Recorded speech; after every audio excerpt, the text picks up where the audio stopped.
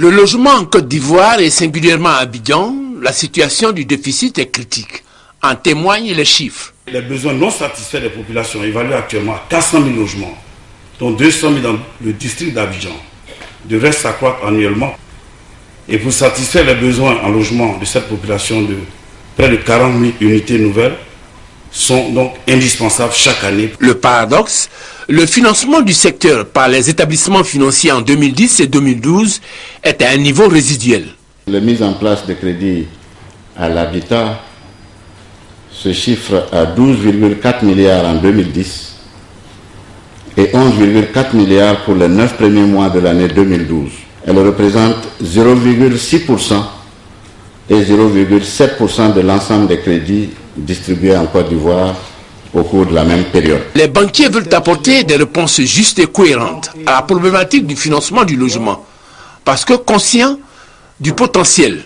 2 jours sont consacrés à la question ici à Abidjan. C'est pour la première fois. Et la mobilisation de personnalités est l'expression des ambitions affichées. Banquier de référence de la place d'Abidjan, le gouverneur de la BCEAO, 2 membres du gouvernement, des experts marocains et des architectes.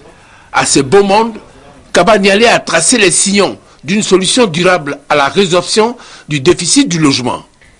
Il nous faut lever, entre autres, les contraintes administratives dans la délivrance de la documentation et les actes administratifs sur le foncier, indispensables à l'octroi du crédit immobilier.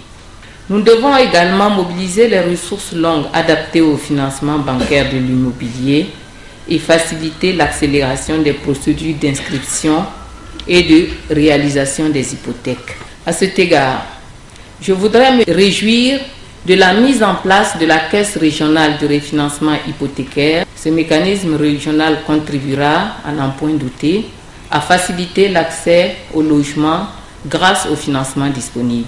D'ici à la fin des travaux, les banquiers ont montré les différents produits en cours dans les établissements financiers, après l'exposé de l'expert marocain et du président des architectes ivoiriens.